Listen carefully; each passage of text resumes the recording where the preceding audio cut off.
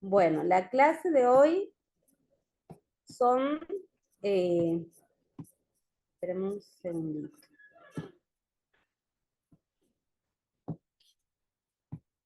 ponga la pantalla entera. Sí. Bueno, la clase de hoy se trata sobre colágenopatías. Vamos a tratar de ver tres enfermedades autoinmunes que tienen una manifestación sistémica, ¿sí? Y he tratado de abordar la clase desde una manera más clínica, con casos clínicos, porque por ahí son bastante complejas y extensas cada una, pero para que tengan un pantallazo general y actualizado sobre estas tres patologías, ¿sí? Bueno, que vamos a abordar la esclerodermia, enfermedad mixta de tejido conectivo, y las miositis.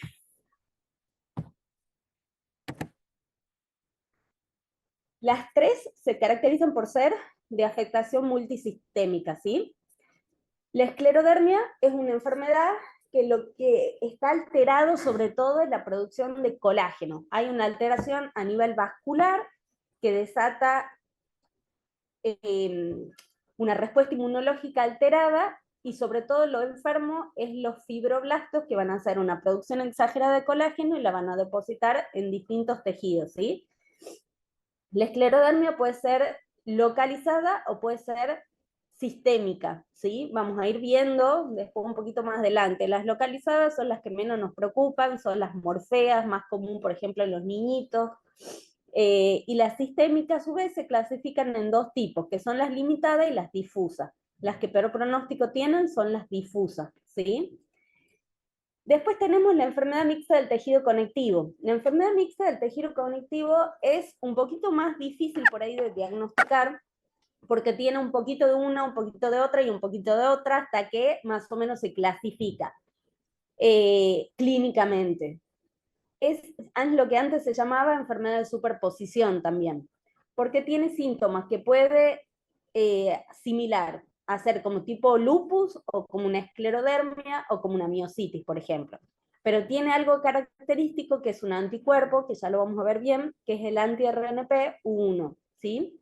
Y eso la identifica del resto. Pero bueno, es importante que sepamos que está, que existe, porque esta enfermedad a veces se presenta, está manifiesta un par de años y después se puede ir diferenciando a una u otra, depende del fenotipo que tenga esta enfermedad, ¿sí?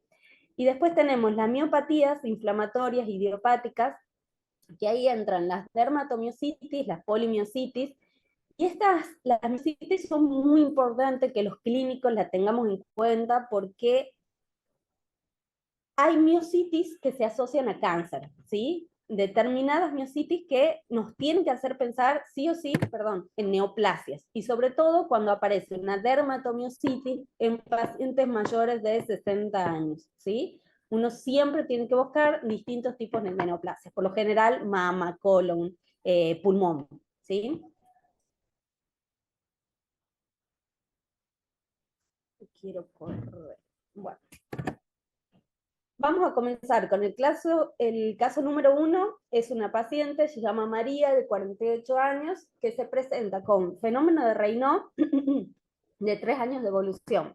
Hasta acá calculo que ya saben todos qué es el Raynaud, ¿sí? Que es una alteración a nivel capilar, ¿sí? Que se puede manifestar con fase de palidez, de cianosis, puede afectar 1, 5 dedos, depende, ¿sí? Y existe un Raynaud primario, que es ese Raynaud que es idiopático, que no se debe a nada, y un Raynaud secundario donde hay que estudiar un montón de patologías, ¿sí? Bueno, esta paciente tenía un Raynaud de 3 años de evolución. Al examen físico también consulta porque tenía la piel endurecida en manos, en cara, que empeoraba, que empeoró, o sea, se engrosó más en los últimos 5 meses.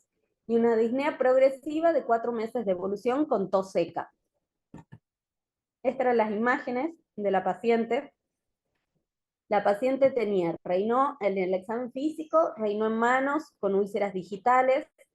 La fascia, que no tengo la fotito, tenía una fascia sin arruga, con disminución de la apertura bucal, presentaba telangiectasias malares, y engrosamiento a nivel cutáneo, a nivel hasta los codos, desde metacarpos falángicas hasta proximal, ¿sí? Con máculas hiperpigmentadas en cara, en miembros superiores y miembros inferiores.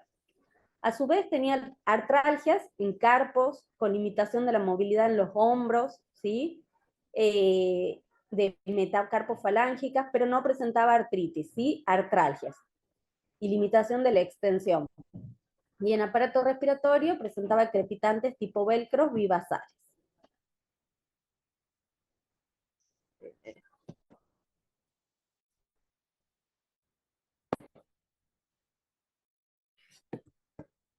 Bueno, ¿cuáles son los diagnósticos diferenciales?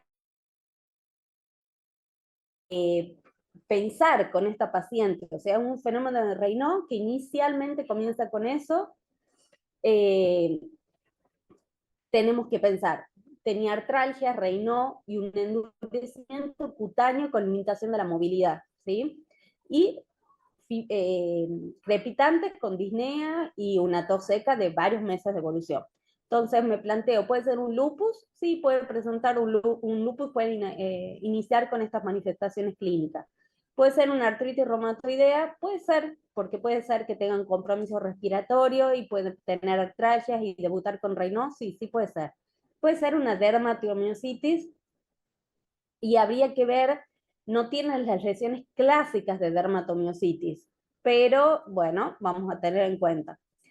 Una esclerodermia y podría ser, tenemos engrosamiento cutáneo, tenemos un fenómeno de Raynaud y tenemos probable compromiso pulmonar, ¿sí? Una enfermedad mixta, sí, también, porque a veces puede empezar una enfermedad mixta con un fenotipo tipo esclerodermia y ir diferenciándose. Entonces, en los métodos complementarios, ¿qué tenía esta paciente para que me ayude a mí a definir? Tenía un laboratorio con un eritro de 45, un moteado y un anticuerpo bastante particular que es la anti-SCL70 que le daba positivo. RX en manos con acriostiólisis, ven que tiene, no se ve muy bien en la placa, pero tiene reabsorbido los penachos distales. Se le hace una espirometría con un patrón y la imagen cirrosis pulmonar bastante avanzada, ¿sí? Con compromiso del intersticio pulmonar. Se realiza una capilaroscopía, que es el estudio que uno elige cuando tenemos el fenómeno de Raynaud, para estudiar la vasculatura distal, ¿sí? Se hace lo que se llama capilaroscopía, que no es más que un estudio tipo lupa, donde se ven los capilares periunguiales, ¿sí? Entonces nosotros ahí vemos si está alterado ese capilar, si tiene áreas de hemorragia vasculares, de dilataciones, ¿sí? Y esta paciente tenía megacapilares con hemorragias vasculares.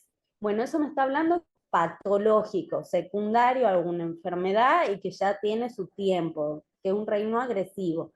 La reabsorción de los pinachos distales también habla de un Raynaud agresivo, con úlceras, con una larga evolución y con alterado totalmente la vasculatura. Y después, acá era muy importante en el laboratorio, el anti-SCL70. Este anticuerpo es característico y específico de enfermedad por esclerodermia, sobre todo de la difusa, ¿sí? Con compromiso sistémico. Y acá entran, para que refuercen nuestro diagnóstico, los criterios de clasificación de esclerodermia, que son las ACR EULAR 2013, que son los últimos que se están usando, que para que un paciente tenga esclerodermia debe tener una puntuación mayor a 9, ¿sí? Este cuadrito ustedes van a ver que van a tener todas las manifestaciones clínicas y uno va sumando. Los dedos de ambos, que se extiende en mi nivel proximal con alteraciones metacarpofalángicas, eso ya da 9 puntos, ¿sí? Un engrosamiento de la piel de los dedos, o sea, lo que se llama esclerodactilia, ¿sí? Primero en la esclerodermia hay, como se ponen, por ejemplo, los dedos edematosos, y eso se los llama dedos en salchicha. Entonces es como el estadio inicial, y serían esto que detalla acá. Este engrosamiento cutáneo, primero, dedos hinchados, 2 puntos, y esclerodactilia de los dedos es 4 puntos.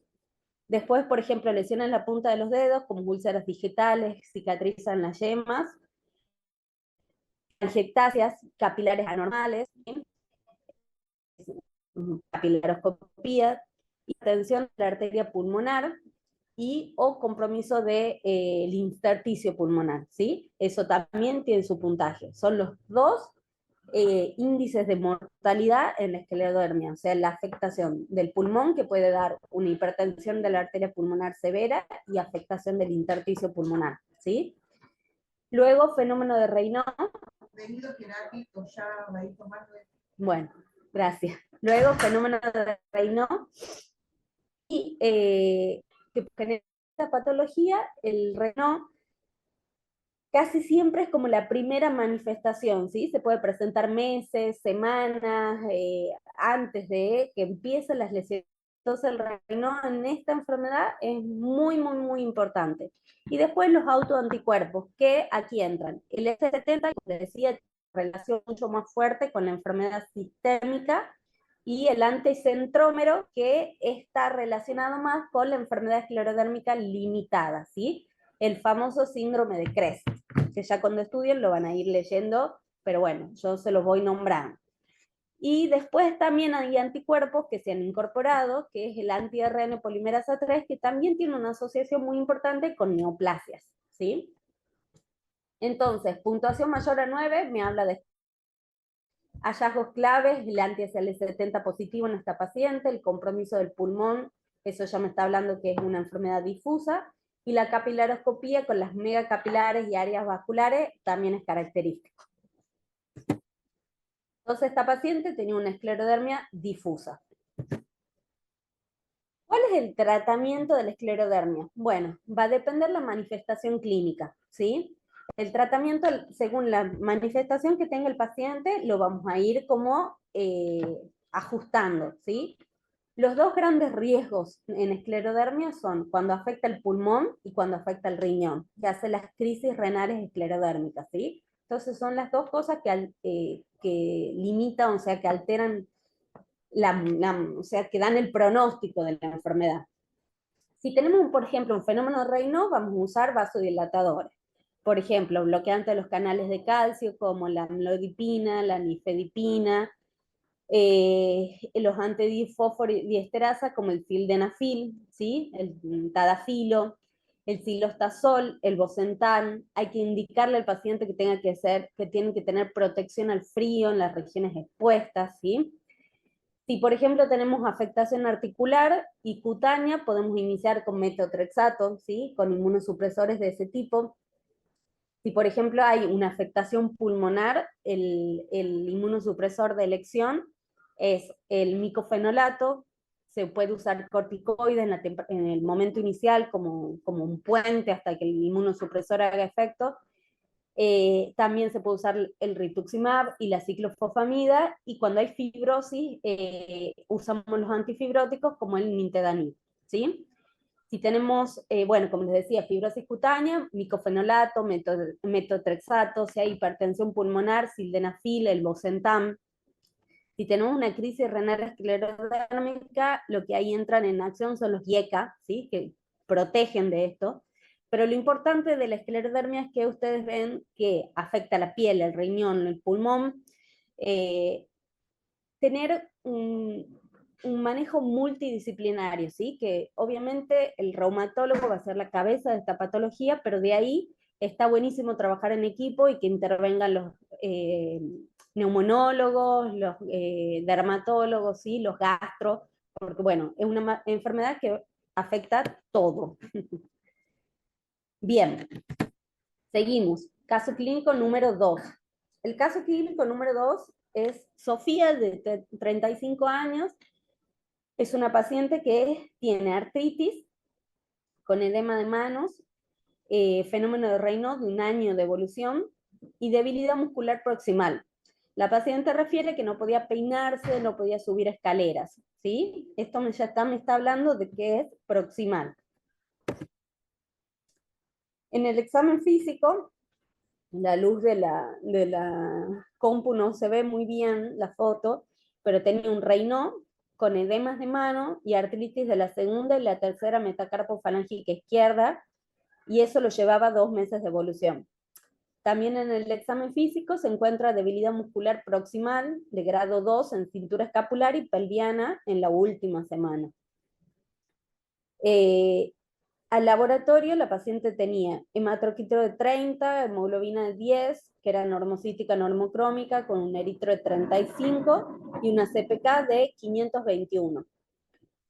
Factor reumatoide negativo, un FAN de 1 en 1280 moteado grueso, y tenía un anticuerpo que es anti-RNP U1 positivo en un título alto, 1 en 1000, ¿sí? Entonces, esto ya me hace pensar en la segunda patología, ¿sí? Ustedes ven que se presenta con Raynaud, con edema de manos, tiene artritis, tiene una miositis, ¿sí? Porque tiene debilidad muscular con una CPK alta, ¿sí? Pero sí tiene un FAN positivo con un alto título de anti-RNP U1. Entonces, diagnósticos diferenciales, lupus puede ser, artritis reumatoidea es una artritis de pequeñas articulaciones, puede ser una dermatomiositis, sí, con compromiso muscular y articular, una esclerodermia puede ser, empezó con Raynaud, tiene artritis, tiene miositis, o una enfermedad mixta del tejido conectivo, que como les hablaba al principio, tiene un anticuerpo que es muy característico, que es el RNP-U1, ¿sí? También hay muchos criterios de clasificación para la enfermedad mixta, yo les puse uno, que es el Alarcón y Segovia, que habla de que cuando tiene un anti-RNP-U1 por arriba en 1600 más 3 criterios clínicos, hablamos de que puede ser una enfermedad mixta.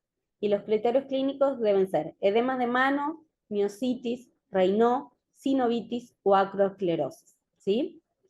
Entonces, el RNP ya nos coloca en que Sofía puede estar cursando una enfermedad mixta del tejido conectivo, ¿sí?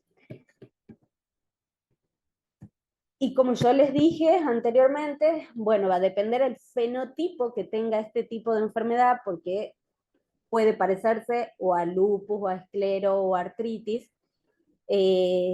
También eso va a hacer que encaminemos al tratamiento. En la enfermedad mixta, como en las anteriores, es muy importante hacer búsqueda de compromiso sistémico y sobre todo del compromiso pulmonar, ¿sí? Pulmonar, renal, ¿sí? Eh, porque el pronóstico va a variar en cuanto uno lo diagnostique en forma precoz. ¿Cómo lo tratamos? Según la manifestación clínica también. Pueden ser corticoides a dosis bajas o combinadas con inmunosupresores, ya sea con metotrexato, azatioprina, micofenolato o hidroxicloroquina, según tenga una miositis, artritis, manifestaciones cutáneas, ¿sí? El Raynaud con los vasodilatadores, como les he dicho, los bloqueantes de canales de calcio o el sildenafil, ¿sí? O el silostazol, o se puede hacer una asociación, sea un Raynaud severo. Afectación pulmonar, corticoides, azatioprina, mofetil, ciclofosfamida, rituximab, ¿sí? El pronóstico es bueno de esta patología, por lo general tiene una supervivencia más del 90% a los 10 años.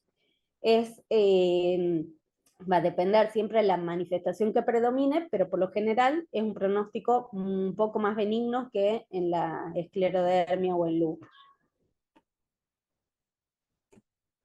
Y el caso clínico número 3 es Sara, de 60 años, que consulta por debilidad muscular proximal, o sea, la paciente no podía subir escaleras, no podía peinarse, no podía elevar sus brazos, ¿sí? Progresiva de 2 meses de evolución. No podía incorporarse de una cama, no se podía sentar, ¿sí? Y a su vez tenía rash en la cara y en el cuello, con lesiones eritematosas sobre metacarpofalángicas de reciente aparición. Además presentaba una disfagia y antecedentes de hipertensión arterial, ¿sí? Estas son las lesiones de Sara. Como ven, tenemos un rash bastante particular. Tenemos rash en escote, rash en secciones, digamos, en regiones expuestas al sol, ¿sí? Esto puede ser, o sea, se llama fotosensibilidad cuando es un rayo en región expuesta a la luz. A la vez, no se ve tan bien en la foto, no en la foto, en la pantalla, tenemos un eritema que cubre los párpados, como si fueran antifaz. Este eritema tiene un nombre propio que se llama eritema neliótropo, ¿sí? Y unas lesiones eritematosas sobre las metacarpofalángicas, ¿sí? Dipoeritematosas, descamativas, costrosas, que pueden estar arriba del metacarpo, de interfalángica o regiones de extensión. Eso se llaman pápulas de Gottron, ¿sí? También bastante característica de esta enfermedad. Diagnóstico diferencial, ya con esto yo ya estoy cegada pensando en una patología, y más con la miositis, con estas lesiones de piel, pero bueno, tengo que hacer diagnóstico diferencial. Lupus, dermatomiositis, esclerodermia, enfermedad mixta, un hipotiroidismo, porque tiene una miositis, a mí me abre un abanico tremendo, y que esto como clínicos me interesa de que lo sepan y que lo tengan en cuenta. Cuando tenemos debilidad muscular, hay un montón de patologías clínicas que pueden dar debilidad muscular. El hipotiroidismo es una, las miopatías asociadas a cáncer, ¿sí? Miopatías tóxicas como las estatinas pueden como efecto adversos dar mialgia y debilidad muscular. Miositis por cocaína, por alcohol, enfermedades neurológicas, ¿sí? Y trastornos electrolíticos como por ejemplo la hipopotasemia da una debilidad muscular con mialgias, ¿sí? Aparte de otras manifestaciones clínicas. Bueno, esta señora en el laboratorio tenía una CPK elevada de 2500, gracias, con una GOT de 100, GPT de 87 y LDH de 528. Bueno, eso, chicos, es un perfil característico de miositis, de miopatía, ¿sí? Cuando tengan una CPK elevada, tienen que ir a buscar otras enzimas que hablan cuando hay afectación del músculo, están alteradas todas estas. La GOT, la GPT y la LDH, ¿sí? Entonces, cuando CPK elevada, vamos a buscar estas otras enzimas, ¿sí? Y si todas están elevadas, más me hablan de que hay una inflamación muscular. Eritro de 58 y una aldolasa de 8, que también es una enzima característica de lesión de músculos, ¿sí?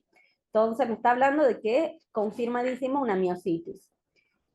En el perfil inmunológico tenemos un FAN positivo, 1 en 160 moteado, y un anticuerpo salta acá en una tirilla que es cualitativo, que es el anti-Mi2 positivo, ¿sí?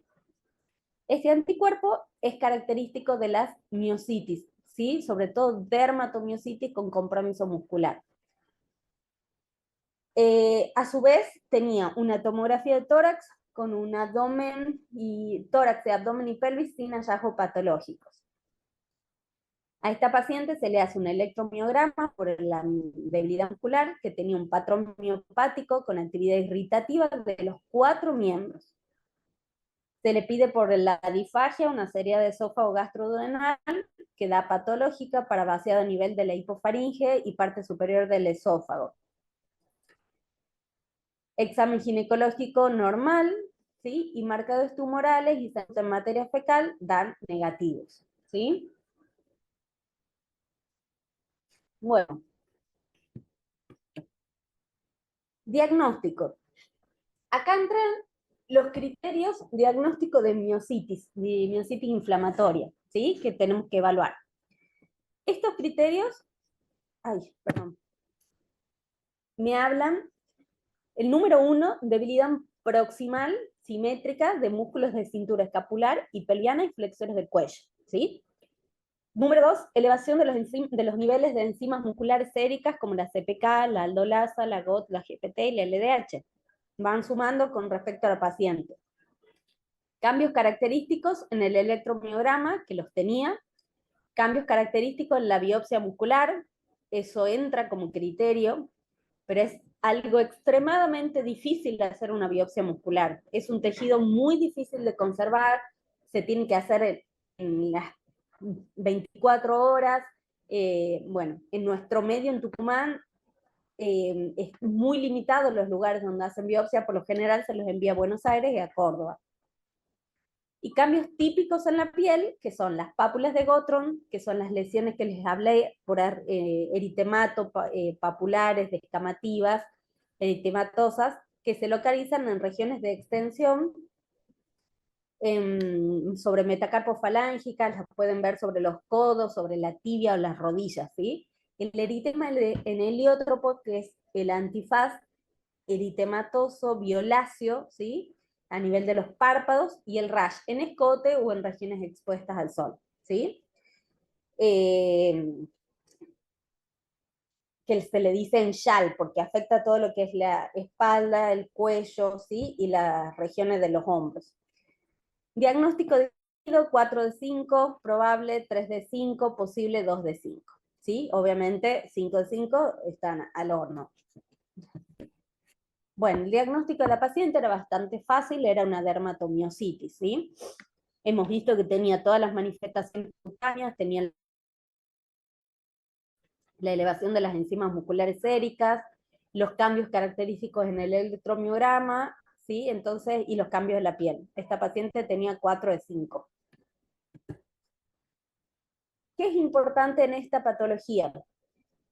Cuando ustedes tienen una paciente, como les he dicho al principio de la clase, mayor de 60 años con una miositis inflamatoria, entre un 15 o un 20% se asocia a cáncer, ¿sí? Por eso esta paciente, cuando se le hace la evaluación, se le pide tomografía de tórax, abdomen y pelvis, se le pide examen ginecológico, se le pide sangre oculta en materia fecal, ¿sí? Siempre tener en cuenta las patologías por cáncer. ¿Cuáles de los cánceres? Por lo general, pulmón, mama, colon, ¿sí? Son como los que realizan más este síndrome paraneoplásico, ¿sí? Y, por ejemplo, ustedes tienen este paciente que le da normal todo, que no tiene manifestaciones de cáncer, el cribado de neoplasias obligatoriamente se tiene que hacer los 2 primeros años desde el diagnóstico de la miopatía, ¿sí? Se va a tratar la dermatomiositis, pero a esta paciente hay que buscarle el tumor oculto cada por lo menos 3, un screening completo, ¿sí? Siempre buscar, por favor, las neoplasias. Ya vamos a hablar de tratamiento. 2 cositas más les quiero decir con respecto al laboratorio inmunológico. Las dermatomiositis por ahí, por lo general, los anticuerpos que tenemos positivos es el FAM, ¿sí? Que es como el anticuerpo madre que va a aparecer positivo cuando aparecen positivos estos anticuerpos chiquititos también, pero FAM positivo, que a veces que no esté positivo no significa que no tenga la patología. A veces pueden no tener FAM positivo o anticuerpos específicos y tiene la enfermedad, ¿sí? No es que siempre va a tener el anticuerpo positivo. Anticuerpos positivos y anticuerpos de miositis o dermatomiositis o miositis inflamatoria, que ahí entran el Mi2 y el anti-Jo1. Y después hay una lista gigante que obviamente son más específicos, más del especialista. ¿Qué me importa también que les quede claro? Aparte de la manifestación cutánea, que son bien característicos, la manifestación muscular, ¿sí? Que uno tiene que hacer toda esa lista de diagnósticos diferenciales que yo les he planteado. Importa de que esta patología también puede afectar el pulmón, ¿sí? Y cuando hay manifestación pulmonar, siempre del intersticio, puede llegar a comprometer también vía aérea y dar fibrosis con el tiempo, ¿sí? Entonces siempre hay que hacer screening en pulmón, ¿sí? Con respecto al tratamiento, la primera línea de tratamiento en las miositis es el corticoide, ¿sí? Se inicia siempre con corticoide de dosis alta, de 40 miligramos vía oral, sino endovenosa si el paciente está con alteración de la vía aérea, con disnea y afectación diafragmática, se hace endovenoso, ¿sí? Y se puede asociar, siempre hay que asociarlo rápidamente con un inmunosupresor para poder descender el corticoide de manera rápida y usarlo el menor tiempo posible, ¿sí? ¿Qué anticuerpos? El metotrexato, azatioprina, ¿sí? Si hay compromiso pulmonar, uno también puede, o los refractarios, pueden ser las inmunoglobulinas endovenosas o el rituximab, ¿sí? Hacer monitorización con TAC de tórax por el riesgo de fibrosis pulmonar, y ahí entra un síndrome que es el antisintetasa, que afecta cuando hay un anticuerpo que les había nombrado el Jo1, las manos de mecánico y el compromiso pulmonar, tiene un nombre específico y es ese. Y después hay una lista enorme de nuevos anticuerpos que están los anti-MDA, que se asocian también con distintas manifestaciones, y los anti-TIP1, que cuando aparece tiene un alto riesgo de asociarse a cáncer, ¿sí? Pero bueno, primera línea de tratamiento se le inicia siempre con corticoides de estos pacientes. ¿Y cuánto se desciende el corticoide? Cuando empieza a descender la CPK, ¿sí? Cuando baja por lo menos a la mitad del valor inicial, ahí comenzamos recién el descenso de esteroides, ¿sí? Eso es muy importante.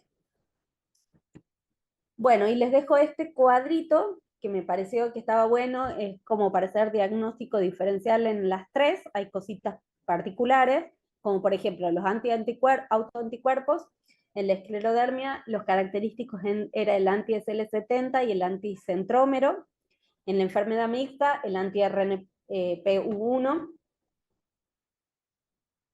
la dermatomiositis, el Jo1 y el Mi2, ¿sí? Las manifestaciones claves en esclerodermia, fibrosis cutánea, ¿sí? Enfermedad mixta, el edema de manos, los dedos esos en salchicha como manifestación inicial, la dermatomiositis, la debilidad proximal muscular, el eritema en heliótropo, las pápulas de Gottron y el rash. Y los tratamientos, bueno, va a depender de la manifestación, como les he dicho, pero pueden ser metotrexato, corticoides, en los tres, metotrexato, azatoprina, ¿sí? Va a depender de, puntualmente de la manifestación. Conclusiones, la esclerodermia, hay que tener en cuenta la fibrosis progresiva, monitorear el pulmón, el riñón. En la enfermedad mixta del tejido conectivo, un síndrome solapado que requiere un seguimiento por el riesgo de la evolución para ver en cuál de las patologías más se parece y termina. Y la miositis, debilidad muscular, más rash, buscar neoplasias ocultas en adultos. Son las tres cosas que quiero que no se olviden más, ¿sí? Muy bien. Bibliografía queda y les agradezco la atención. ¿Tienen alguna duda? ¿Quieren preguntar algo? Aprovechen ahora o callen para siempre.